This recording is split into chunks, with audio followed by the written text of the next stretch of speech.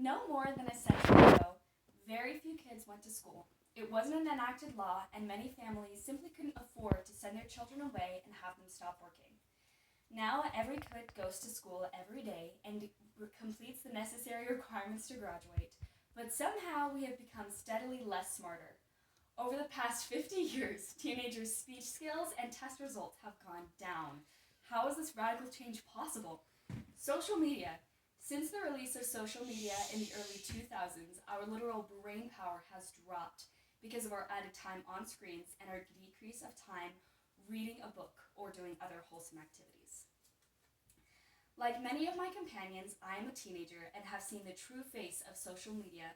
So today I am going to prove why it's bad for you by explaining the increase in teen depression, the decrease in physical health, the decrease in healthy family relationships, the uncontrollable spread of pure hate, and why it's simply a waste of precious time. While social media is obviously available to everyone, teenagers are the ones most affected by it. And one of those biggest effects is the teenagers' ability to compare themselves to other people.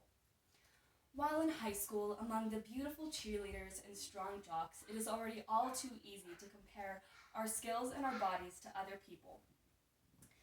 Well, since the release of social media, that comparison has become constant. What most people don't realize about social media is the fact that people only show the best of themselves on there. So for a girl looking at another girl on Instagram that's in her class, she will see her on a constant high of beauty and joy, and she'll think that she isn't good enough because she doesn't have that constant light. This comparison leads to two things: the high increase in teen depression and the decrease and the desire to be like everyone else. Starting with teen depression. DiscoveryMood.com says that over the past 30 years, statistics on teen depression have risen to suicide being the third leading cause of death from ages 15 to 25, and that 20% of all people experience depression before their mid-20s. Common Sense Media author Candace L. Odger states that, in the years leading up to 2020, researchers and advocates expressed growing concerns about a mental health crisis among young people in the United States. Alongside rising rates of depression and suicide, increased social media and technology seems like the obvious culprit. The second thing comparison through social media leads to is the fact that almost every single teenager out there is trying to be like someone else and is simply scared to be themselves. If you've ever heard of the terms enacted by TikTok of Visco people or soft girl, along with many, many others, you will know that specific platforms of social media are organizing people into groups. The media is literally putting a fake title on who you should be and what you should be doing. So for a teenage girl or boy out there who might not like who they're supposed to be, they will try to act like someone else to be given a title of more respect. While mental health is obviously the initial downfall social media causes, it is not the only part of us affected. Because of our added time on screen, the worse our physical health is getting. Pediatric occupational therapist Angela Hascom says that all kids should spend an average of 3 hours a day outside, and that the average of children only spend about 4 to 7 minutes outside a day. Teenagers and adults only have to spend about 20 minutes outside a day, but the average of less than 5 minutes is not nearly enough. Because of the growing rapidity of time inside and on our phones, immune systems are getting weaker, obesity is rising, and of course, our mental health is getting worse. And if our mental health is bad enough, our physical health may be affected as well. Because of the quarantine enacted by COVID-19, relationships between family members over the past 6 months have improved slightly, but before that, relationships between parent and child were at an all-time low. Because kids who spend excessive amounts of time on social media tend to be more grumpy when they're not, they're lazy and refuse to do their family chores, or even just their homework. Kids who are constantly on their phones have no time to get to know their real families, so it's a lot easier for buttons to be pushed and for fights to be picked.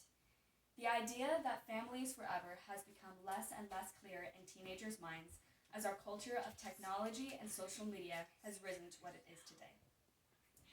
Beyond the unstable minds of teenagers, celebrities and anyone highly in the public eye are under constant scrutiny and hate.